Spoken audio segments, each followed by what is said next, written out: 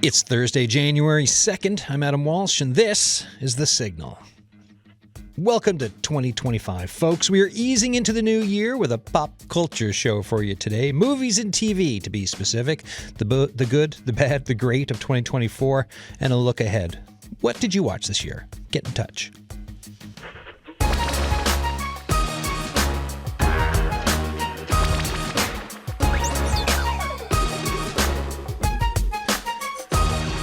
So yeah, folks, the lines are open, so Happy New Year to everyone. The first show back, right? On the 2nd, it was a nice little holiday break to be off, but here we go, getting things up, knocking the rust off the show now to do some new ones, and I figured let's talk about what we've been watching over the last year, and then also what we're excited to watch that's on the horizon. So for you, did you binge anything over the holidays? Squid Game 2, perhaps? I did. I binged a couple of things.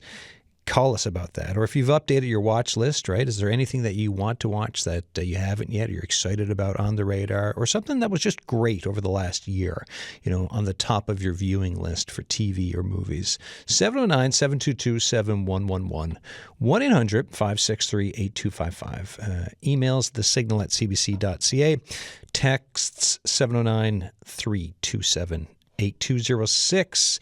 I've got a pop culture critic panel today assembled. Scott Sims is on the line at home in Bishop Falls. How you doing? I'm doing great. How are you? Good. Any New Year's resolutions or anything other than like to keep watching TV and movies and stuff? To try to get my PVR down a little bit. I think that's the hardest thing for me. All right. Excellent. Sandra Mills, pop culture critic, among other things, is also here back into the studio. How are you doing? Love to be back. Great way to start the year. New Year's resolution or anything, or just to keep on being great? Nah, clear slate. We'll see what happens. Yeah, I'm on that end, right? I'm taking a we'll see what happens for the year approach to things. And Susan Kelsey is here, a pop culture critic as well, also a working actor in and around town. How you doing? Great.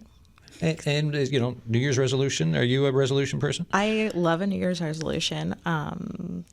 Last year, every month, I chose like a theme of things that I wanted to watch. And so I think I'm going to try to do that even more this year. So like I took a month to be like, okay, I'm going to really try to watch Canadian-made movies. And then one month I'm going to try to watch movies with like female writer-directors. Another, like for Pride Month, I did all like queer writer-director producers content. So yeah, I'll usually take a month and be like, okay, if I'm watching anything new, it's going to be in this category. Very cool. Well, and that leads to the question I wanted to get to the other two as well. Like, when it's in this time we're living in now, different streaming channels and like finding movies out, and then there's sometimes movies that might be hard to get here. Maybe you can stream them or not. How do you? And Sandra, we'll go to you, and then I'll go back to Scott. But like,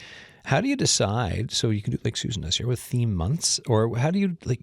What breaks through your bubbles when it comes to viewing, and how do you kind of decide? Because sometimes I can feel there's so much to watch, and other times I'm like, but there's also a lot of nonsense to sift through. Yeah. And nonsense, it's very particular to the person who's thinking about the nonsense. 100%. I'm such a mood viewer that it can be, like, for example, when Squid Game came out, Christmas Day.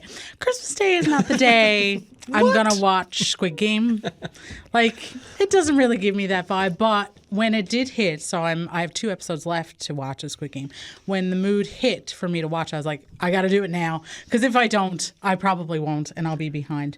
But as sort of the months go on, I have my anticipated shows that are coming out that I will hit no matter what. Yeah. And then as things come out over the course of the year, I'll either binge them, I'll let them lie, but if it's not fitting, I don't necessarily want to watch a thriller that month, I'm not going to watch a thriller.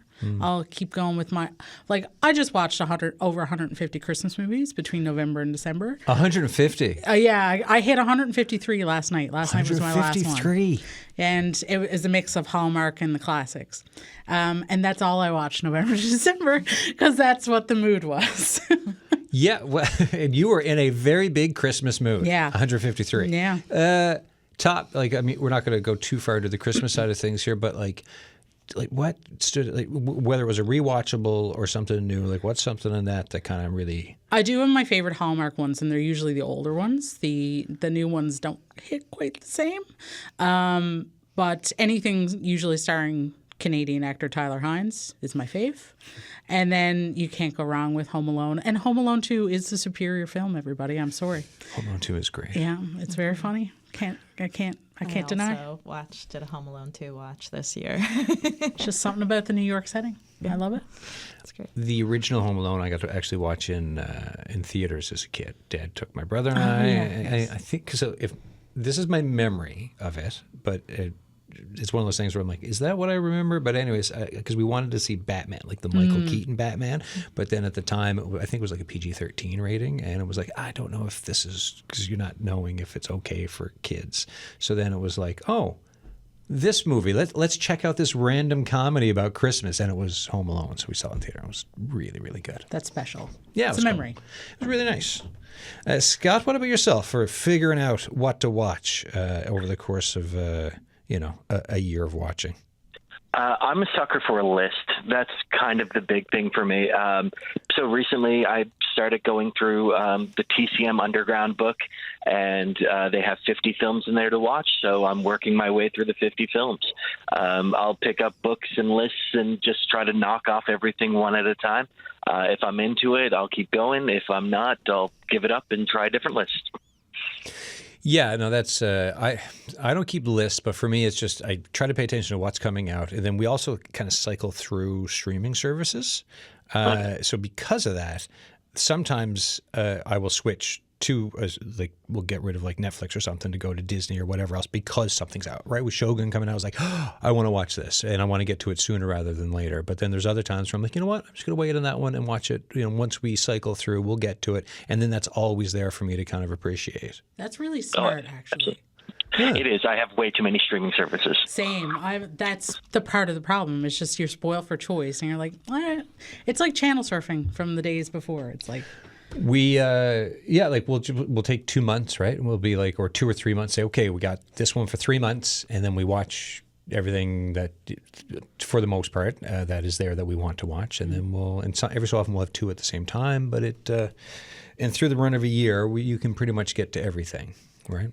So, all right. Susan, I want to ask, like we're here in studio talking about snow. And Sandra, you too.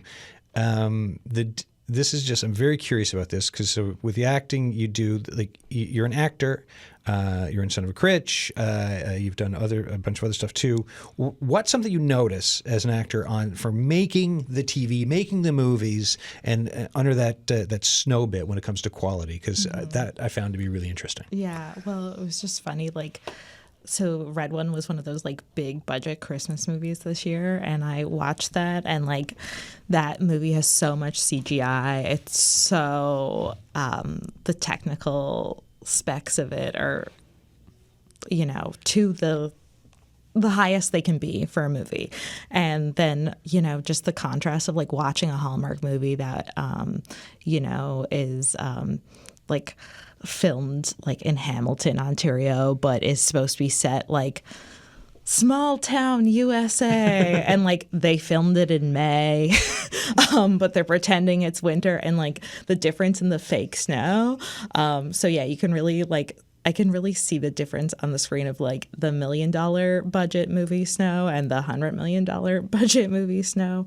But yeah, it's funny now, having made some Christmas movies, working on them, I can really start to tell what season was this actually filmed in. Wow. Because there have been I've worked on movies where we filmed in the winter. One time we were filming in February, and it was so strange because it's it was actually just Christmas. It feels like we didn't. And then there's been times where we're filming in May, and you're just this is weird. But yeah, a lot of times, especially with Hallmark movies, if you notice, people are wearing their jackets just over their shoulders, but not actually having their arms through them. That's a real telltale sign that it is spring when they were filming. Because I'm never outside not having my arms through my sleeves of my winter jacket. I'm never just No. having it on my shoulders. And that's because whenever they call cut, they're taking it off so they don't melt. Yeah, because they're warm or hot depending on where the filming is, as opposed to being cold, which is supposed to be in winter. Yes. That it just must make for an interesting, like, just kind of like what you're laying out there for the viewing experience around it. Like, how often does that get too far in your head?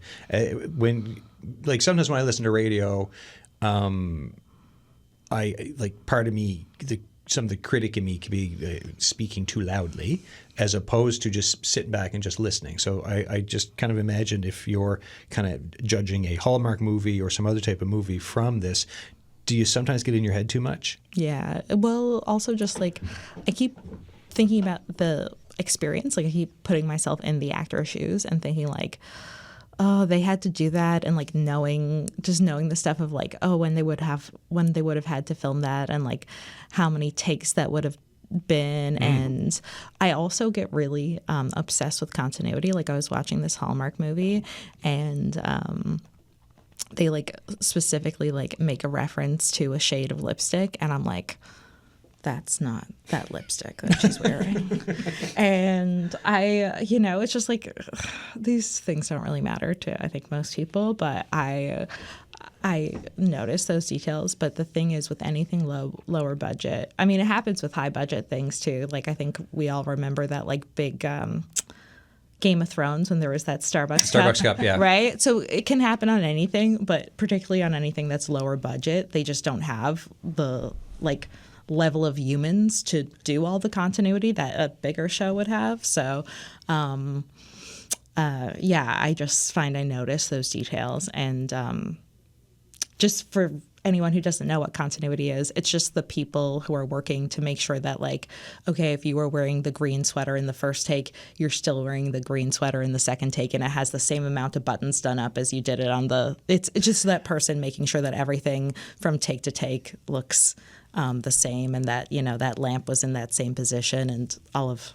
that. Yeah, it's just in news. Sometimes if you're working on it, if you're taping a story over for like TV or video over a few days or something, if you're doing on cameras, it's like you have to wear the same clothes. It can't be you back on camera a minute later in like a completely different outfit, because then they're like, wait, what? You're telling me it's the continuity thing. And some folks won't notice, but a lot of people will. One time on the news side of it, one time when I was working in Tokyo, we were doing they was producing a story out of Korea. The reporter started a live piece at a farm with cows behind her, and then they threw to a piece about like it was all the beef production in Korea. But then in real life, they went and drove down the road to it was a barbecue festival, but you didn't. So when she came back on, so she was like, first time you saw her live in front of cows. 2.5 minutes later, drove down the road. And I don't know how they pulled this off, by the way, because it would be hard, really hard to do to get set up again. But there she was in front of a barbecue, and like the continuity thing, I was just like, I don't know if this works, folks, But it was live TV, and they made it. But it was still like one of those continuity things that it's like, where'd the cows go? Oh, we're in front of a barbecue. Fantastic. Scott, and thoughts on like the year of viewing for 2024, like was it a good year for you, do you think, for what was being put out there, or not? Not really. There was a bunch of great stuff that did come out, of course. There always will be. But when I'm looking at the possible Oscar nominations, when I look at everything that I've watched this year, I don't see anything in particular stand out as the movie of the year, or something that I'm absolutely in love with that I will tell everybody that I know about. For me, my personal favorite movie of the year is Saturday Night, which is about the first night of Saturday Night Live. I'm Saturday Night Live obsessed. I love everything about it. I love the history about it. And that's one that really, really struck me. I have a friend that happened to work with Gilda Radner and Dan Aykroyd and a bunch of these people in the 70s. And I had a chance to chat with her about Saturday Night the day after I watched it. And she thought it was a great representation of who they were at the time. A few people, were a little off, of course, as comes with any kind of performance. But she really thought they captured the idea of who these people were at that moment. And I thought that was great. What about on the TV side of things for a year of viewing? TV, everything about TV now is so good. It's the golden age of television. There's so many options that you can find something great no matter where you look.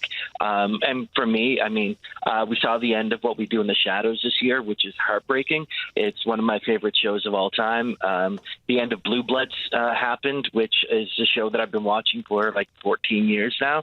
But then on top of that, you get things like English Teacher coming out, which I thought was such a smart sitcom. And then pairing that with things like Abbott Elementary. Hacks has just absolutely crushed it this year. So there's so much good that's really happening on the TV side of things that's kind of taking away from the film side of things. Folks, you're listening to The Signal. I'm Adam Walsh. It's our first show of 2025. I'm just making sure to say the right year because I'm just like, I'm going to get it wrong. It's our January 2nd show. We figured we'd start with a pop culture, a movie, TV show, talk about the year of viewing, talk about what's coming up. If you're listening to the show and you've been watching some stuff and you want to get in touch and join the conversation, whether it's something you binged over the holidays, something that's been on your watch list that you finally got to that you enjoyed or did not enjoy, stuff that you want to watch that you're excited about, or just anything that was top viewing for you for 2024. The numbers to call are 709-722-7111, 1-800-563-8255. You can text us, 709-327-8206, or email thesignal@cbc.ca. I've got a pop culture critics panel, I guess is what I was like, this is the name that comes to my head that I'll call you folks. So it's Scott Sims there in Bishop Falls, Sandra Mills, who's been, how many times have you done this now? Oh my gosh. It feels like two a year for 2 years. Yeah. Like So, which is great. Also, a new addition for this one, but second time on the show, Susan Kelsey, who's also an actor on top of big on doing a pop culture discussion. So then, same to you. Sandra, what do you think about the year of viewing? I'm kind of on the same level as Scott. I really enjoyed Saturday night. The best movie I saw in theaters was Conclave. And I'm excited to see the buzz for that one. I think it's a very small film, and it's set during a papal election. So it's set deep in the Catholic Church. The Pope is dead, the throne is empty. Exactly. I think those are the first lines of the trailer. That's basically, the subtitle or whatever.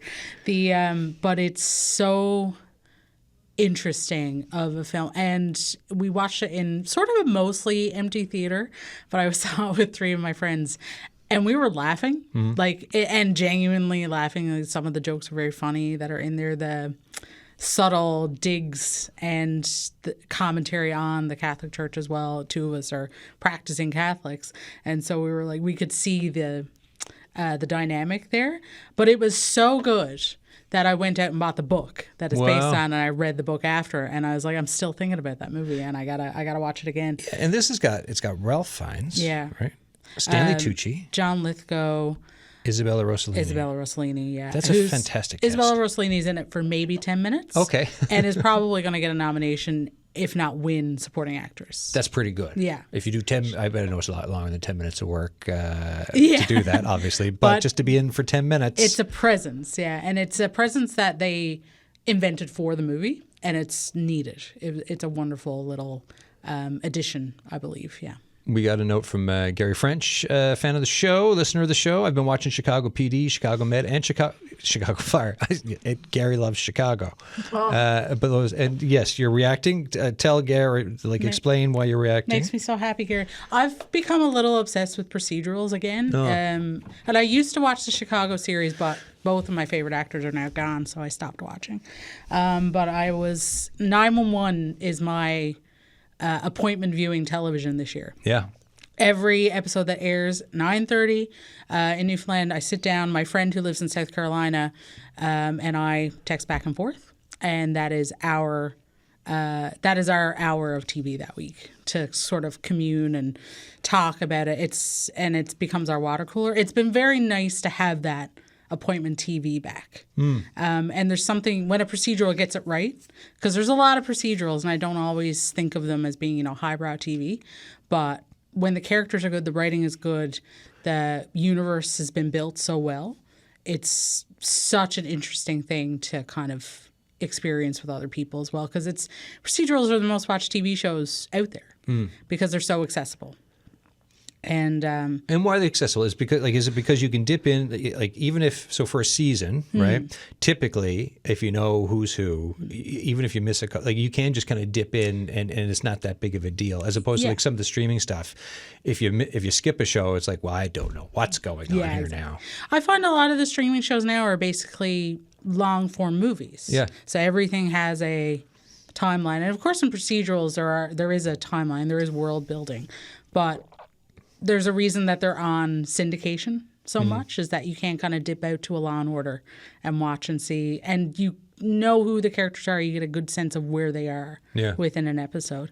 But I find the thing I like about Chicago Med and 911 is that the stories outside of the procedural part of it, specifically with 911, the personal stories are so lovely and so endearing, and I can connect with them so well that it makes it that much more engaging. And 911 right now is really having a resurgence. A lot of people came on board this year because a character came out as queer, and it's what a lot of people have been waiting to jump into that show for, to not get queer baited by one of the relationships. So it's really fascinating to see the discourse of that build this year. It's and maybe I'm very inside baseball about it because I have my sensors tuned to that world right now. But that's been one of my biggest joys of this year, was kind of digging in deeply to that show as it's been filming and then airing and then having all of this discourse about it. It's been really lovely. Do you think others are rediscovering appointment viewing, or for, I guess, yes, for some of the younger crowd, discovering it for the first time? I would hope so. It's just very hard to do. And that's the other thing that makes a procedural so accessible, is because it's on network TV, which most people have, as opposed to all of the streaming services. But I like when a TV show is dropped at a certain time and it's not on a day where you might watch it, at any time during that day or week that suits you. I think it builds a lot more engagement around it when you can sit down. This is the time it airs. If you miss it, it'll be available next day, but you might get spoiled, so don't miss it, kind of thing. Yeah. So I would hope that people make time for it, because there is a particular joy about it, I find. Susan, what about your watching? You talked about at the start, you had themes that you worked through.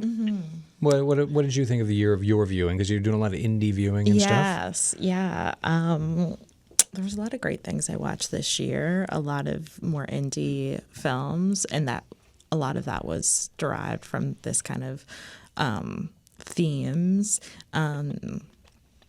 Also, like, I have been going back to and like rewatching a lot of like classic things that I like missed when they first aired. So it's interesting to think about appointment viewing, because this year I watched Mad About You for the first time, and that was definitely like in that era of appointment viewing. But yeah, like the shows that I watch that kind of drop weekly, like Abbott Elementary, I love that. High Potential, that was a new show with Caitlin Olsen, and I love her. I think she's so great. And Shrinking on Apple TV, even though it's streaming, it still does a weekly drop. So that's the Jason Segel show, and I really, really love that. It's on my list. I haven't watched it yet, but it's on my list. It's so great. But yeah, no, a lot of things that I watched, like I will say the best movie I saw in a theater this year was Skeet. Now, I am in that movie. Yeah, you are to in the be movie. fair, I am in that movie, but I like cried, I laughed, I gasped, and those are like the things that like, that's the dream, right? Yeah. You're, especially to be in a packed theater with everybody. It's like, that's why we go see movies in person, to have this collective experience of like, oh my God, I didn't see. So that one definitely really, it's still thinking about it. Hit just the right way. Tell folks about Skeet. So it's a black and white movie, which is really cool. And Nick Sexton, who is from Newfoundland, and his mom, Mary Sexton, produced it. A little mother-son duo there. But yeah, so basically it centers this story of addiction, and it's based on a lot of people's real experiences, and it's kind of this unlikely friendship duo. So yeah, the main character befriends a new Canadian, and who's a taxi driver, and over time they become friends, and yeah, it has so much heart and grit, and yeah, it was really beautiful. And also just knowing like the improv in the movie, like I have a monologue that was fully improvised. Cool. And knowing that and seeing how much like real people's stories are also in the movie. My part wasn't, but you know, it was so beautiful to see how that all knit together, and yeah, it was absolutely one of my favorites of the year. And initially screened when they did the Majestic screening for because the newcomers Syrian, and so they did a screen with subtitles in Arabic, right? Which is again, when you have this Syrian like newcomer population here, a lot of folks who have either become Canadians or are on the route to it, but it's so you've got that intermixing of folks and voices, and then to have that for the first screening from I was not there, but I heard it was pretty special. Yeah, for folks. It was really great. Yeah, it was. Yeah, it meant a lot to I think the community, and I think Skeet will be on a streamer at some point this year, so that will be exciting to look for. Looking forward to that. And question, you mentioned Matt about you. Does the show? So we're talking like it's Paul Reiser, Helen Hunt, who played the Buckmans. Yes. For people who might remember, I do because I watched it as it was happening. Does the show hold? You liked it? It holds up. Yeah, I thought it really held up. Yeah, I've also been watching Cheers. Okay. I never watched Cheers, mostly because it aired before I existed in the world.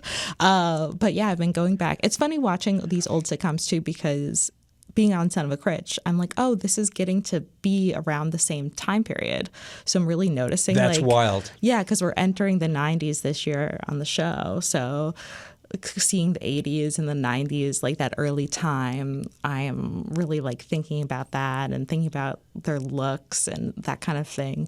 And, you know, seeing how that might affect, you know, how I approach my character on the show. But yeah, you know, funny, these things, these classic relationship things, like, you know, they're things that never go away, right? Like family is, there's always going to be things with, you know, your parents or your in-laws or your dog does a thing, you know, like those are things like dogs will always be dogs, you know, and there'll always be funny stuff with that. But yeah, one thing I really find I notice is getting phone calls and asking like, oh, the phone's for you, you know, like that is so, or like this person, or writing a message for someone and the person misinterpreting the message that you wrote for them.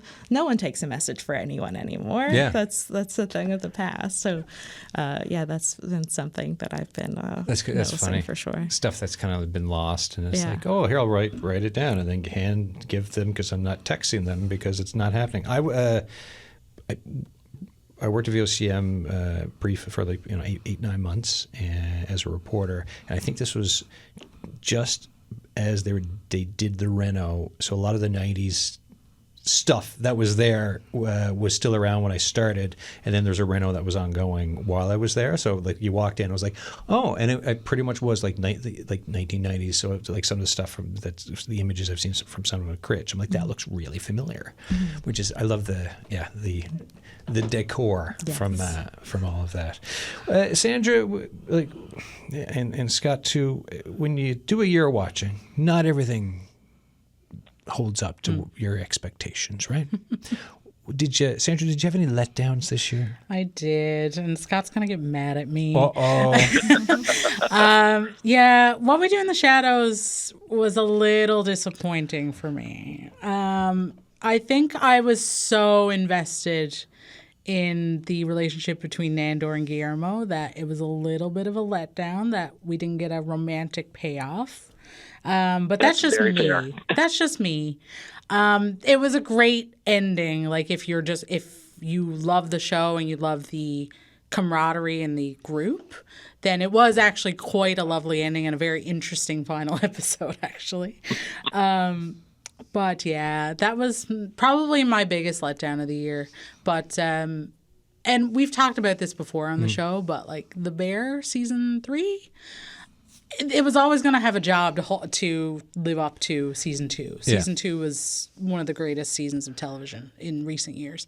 So I think season 3 was just so stressful for a lot of people that it took the joy out of it a little bit. Yeah, for me, watching The Bear, I just felt it kind of treaded water, and I wanted more. And this is the thing that kind of annoys me sometimes when it's like you're doing a spacing of a story, but it's like, well, I need some kind of movement before you say we hit pause and stay tuned next year. Now, I don't agree with that.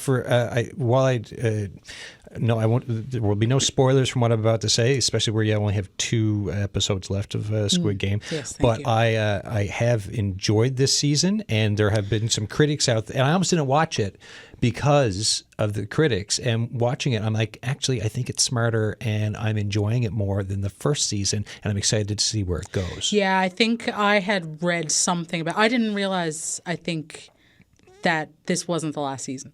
So I think I went into it understanding I kind of know where this is going. But yeah, no, it's a very interesting. It's been such a long wait for this season that it's kind of worth it for that. But it'll be interesting. I'm really excited to watch the last 2 episodes. This is from Variety. Okay. And for me, this kind of when I read it, I was like, yes. It says an eerie examination of greed, brutality, and money-worshipping culture. Squid Game 2, Season 2 isn't so much dystopian as it mirrors an ever-compounding global crisis. The story illuminates how differing priorities and a lack of self-awareness can cause major societal fractures, fostering groupthink and barbarism. And I was like, yes, Yeah, that is 100%. it. 100%. Scott, what were your letdowns? And do you want to rebut any of what's interesting? No, I actually kind of agree with what we do in the shadows.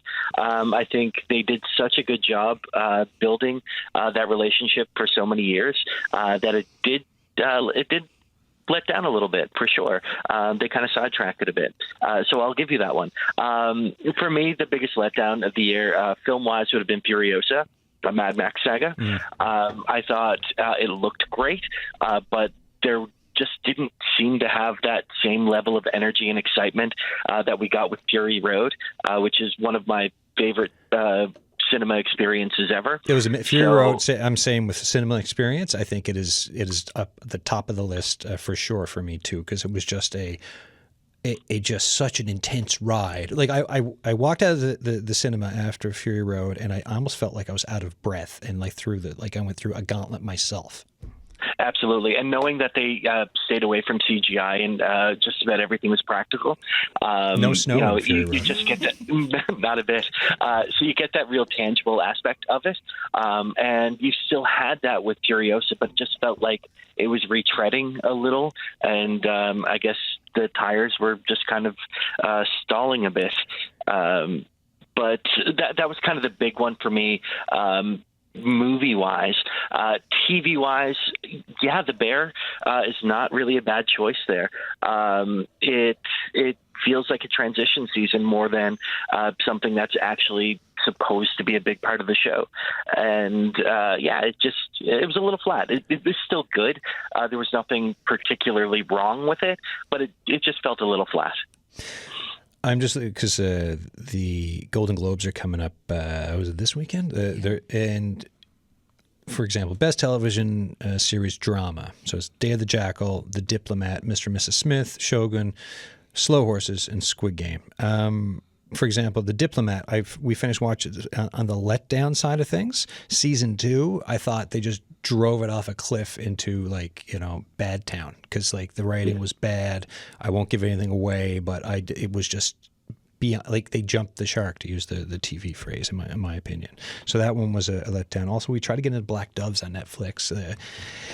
Again, the suspension of disbelief is fine, but it's just too much for when I was watching. I was like, I can't. This is kind of too not smart. If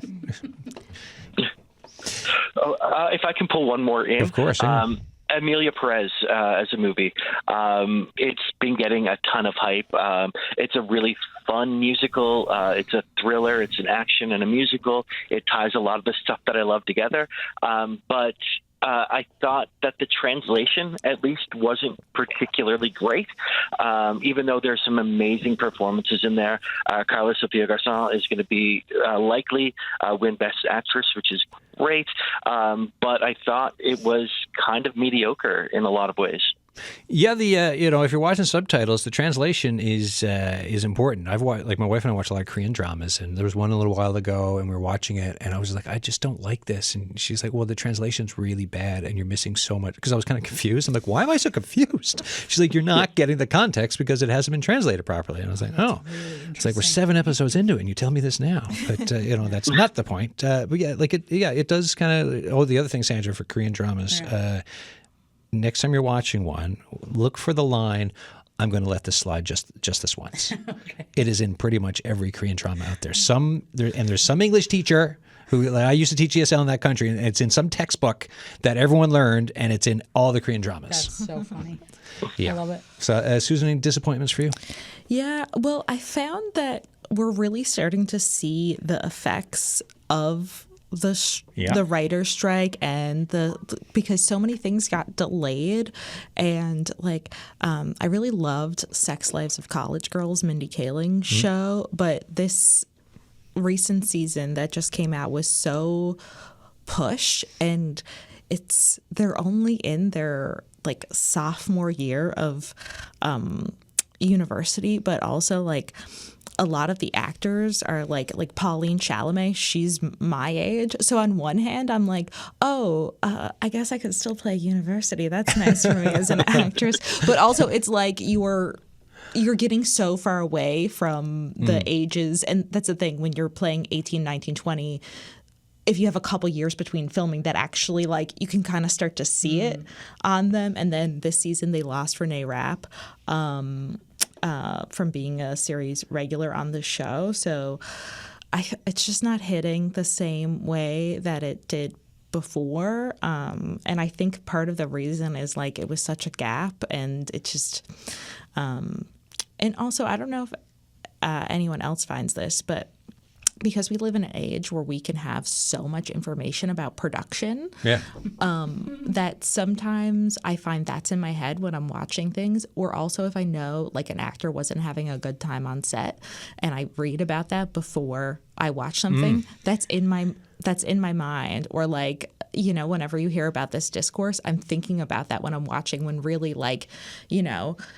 if I was watching an episode of Friends, I was never thinking of are these actors having a nice time on set?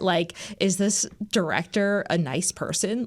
I was just taking the art for what it is. Yeah, you weren't watching me how's Matthew Perry doing? Is he okay? Type of a thing. Yeah. But to rewatch it, my gosh, right? Once you go from season 1, 2, 3, and then, this is when perhaps he started having some big-time life challenges, right? Yeah, so, I find that is really affecting my watch. It's been...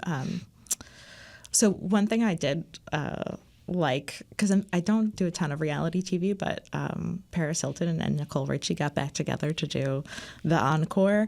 And I did really like that, but it was interesting because I had to go back and watch The Simple Life. And now that Paris Hilton has come out about all of the struggles that she went through as a teenager and being sent away and stuff, I'm really watching it, knowing all this other information about her, that I'm this is so it's really created a different perspective. But it's so interesting because, so many years ago, we were just taking it for what it was without any outside information. And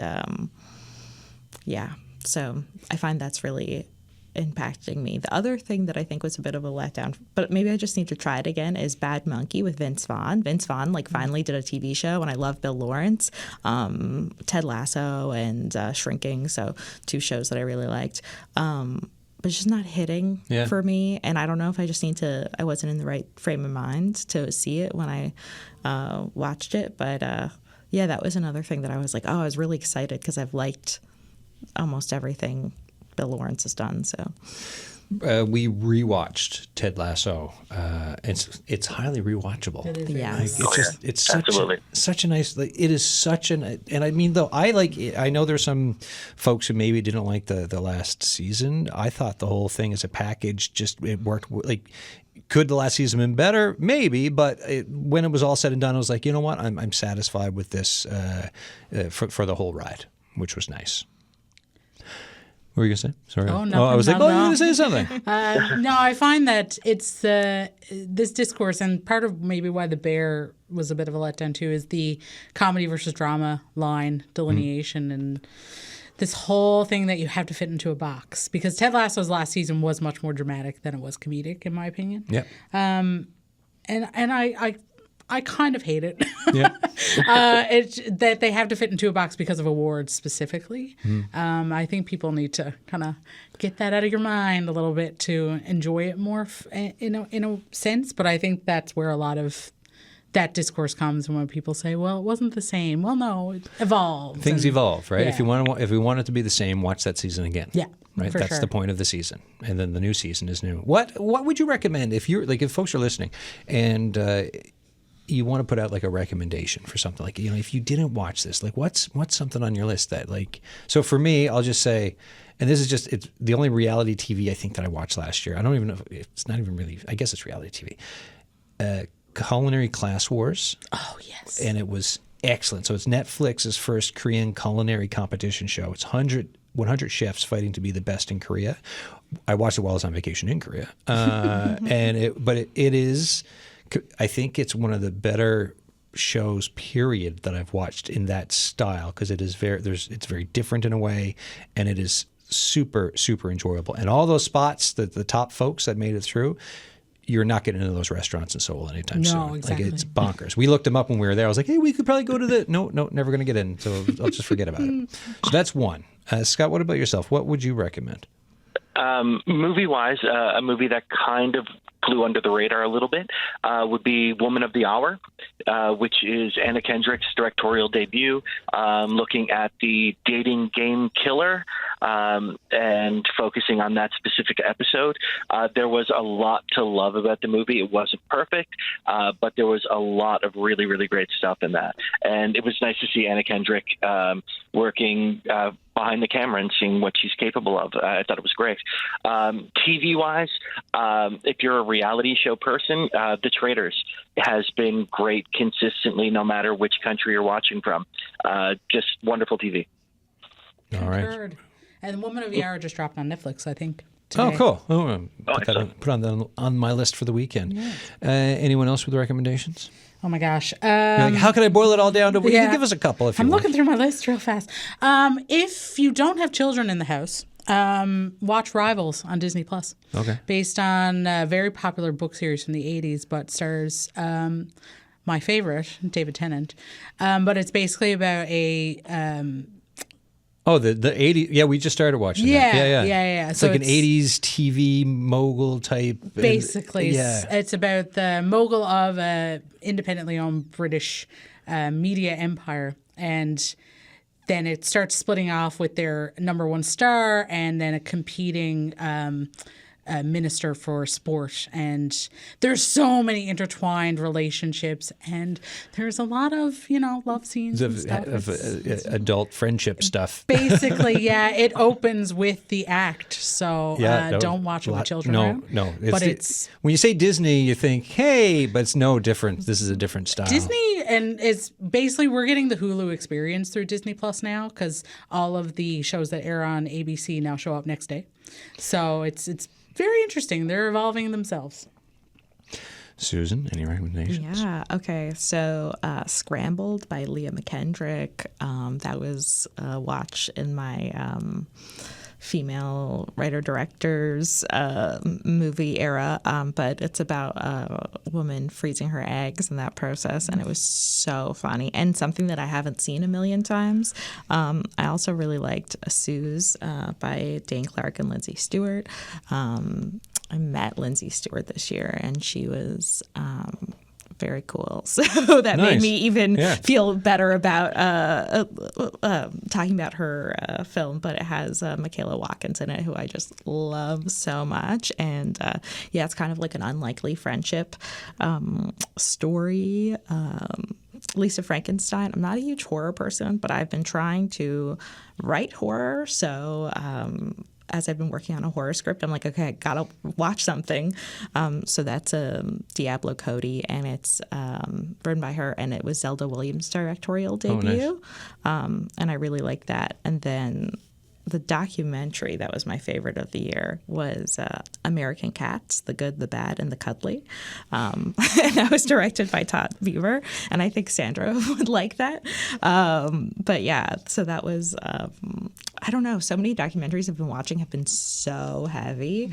And so it was nice to, I mean, there is still a little bit of heaviness to that one, but there's still a lot of lightness as well. So, and then another show I would recommend was Mike Schur has a new show, Man on the Inside, and that has Ted Danson in it, who I've also been watching in Cheers. So it's very strange to see go back and forth. Yeah, like Cheers, Ted Danson. Yes. It's a long time after. And they also have a flashback to him in the 80s. So I can see the real Ted Danson in the 80s and the flashback version on Man on the Inside. But that's a nice, quick, I think it's only 8 episodes, but it has a lot of like Mike Schur kind of faves from different shows that he's done, because he did Brooklyn Nine-Nine and The Good Place. So you see a lot of, those actors that you really know and love from his shows, because he tends to work with a lot of the same people. They pop up. But yeah, I like that show as well. We've been working our way through, and we're almost caught up, Slow Horses with Gary Oldman is in it. So it's a dysfunctional team of MI5 agents and their obnoxious boss, the notorious Jackson Lamb, who's Gary Oldman. They navigate the espionage world smoke and mirrors to defend England from sinister forces. And I love it. Yeah, it's such a sleeper show for me because it's always on the Emmy and Golden Globe list, and I think I've seen maybe one marketing thing for it. Well, I didn't know. Apple this TV year, doesn't promote that. I was like, do, check it out. And I'm like, this is really good. Yeah. How have I not heard about it? And it's very enjoyable. Did you, for Docs, watch Will and Harper? I don't think so, no. It's my favorite. There you go. I was like, what have you had it on your list? I loved it.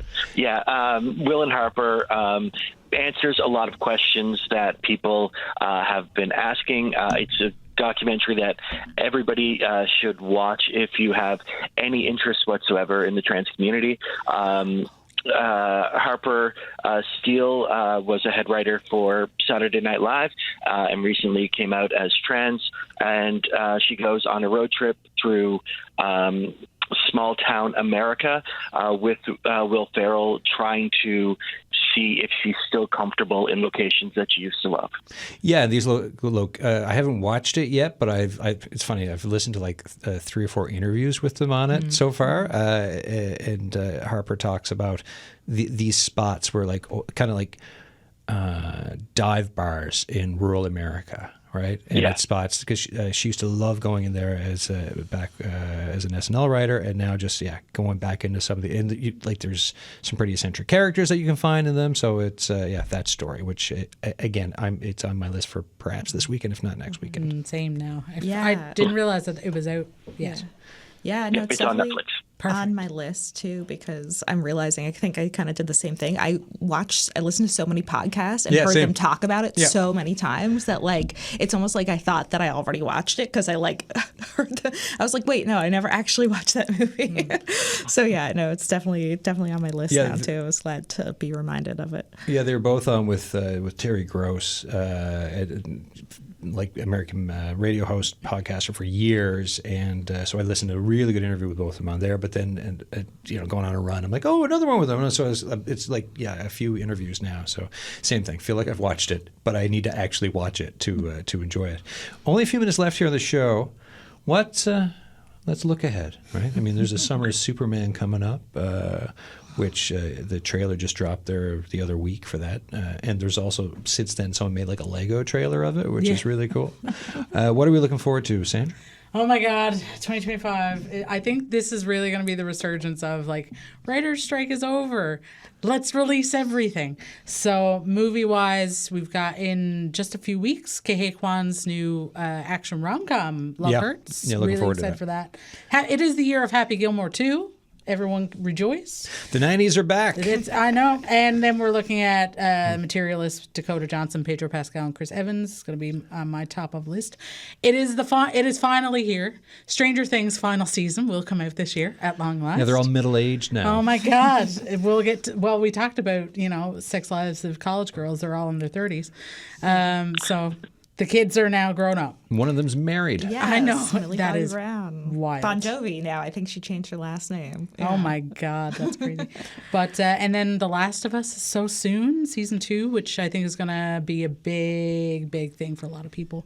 And it's SNL 50. So we're talking about Saturday Night Live, and 50 years of Saturday Night Live is wild. Yeah, it's a lot of years. Scott, what are you looking forward to? There's so much. Like Sandra was saying, there's just this big influx of great stuff coming down. But the thing that I'm most interested in is Pee-wee as himself, which is a 2-part documentary.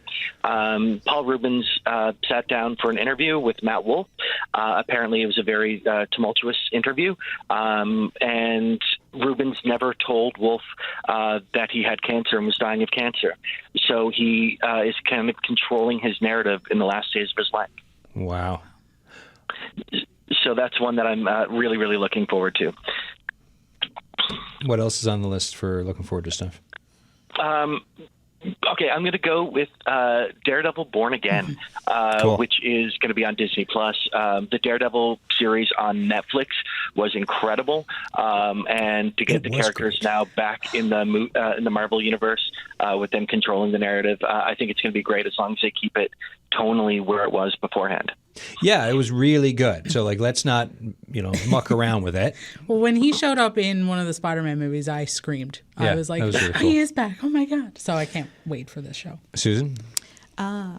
So I think it's going to come out in 2025. I was just trying to see if there was a release date for it, but I absolutely loved the TV show Platonic with Seth Rogen and Rose Byrne.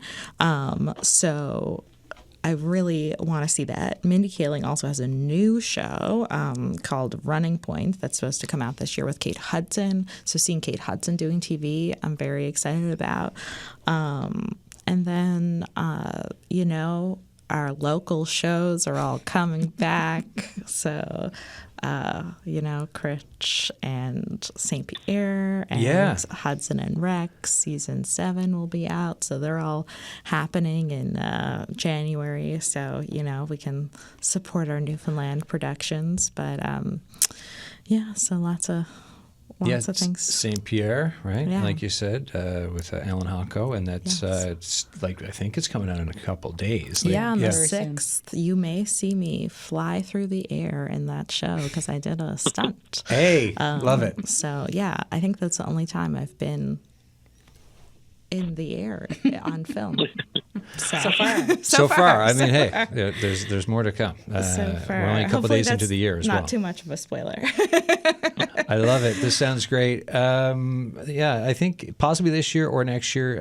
I'm curious about, because the Peaky Blinders love this series, and they just wrapped on the movie, so late 2025, potentially 2026. I think they're aiming for Christmas ish. That would make sense. So yeah, that's going to be great. Yeah, Cillian Murphy, Barry Keoghan as well, I think. So it should be really good.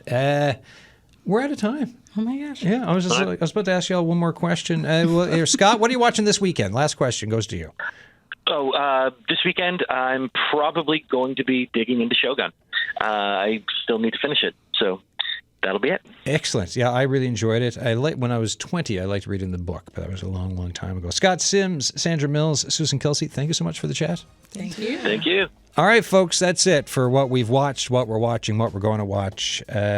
Tomorrow, it's the first Friday of, I guess, the year, really. And it's a special guest for Trivia Day. The one, the only Ted Blades will be here back in the studio to hang out and dish out some trivia for you. So Trivia Day tomorrow on The Signal. Don't miss it. Thanks for listening.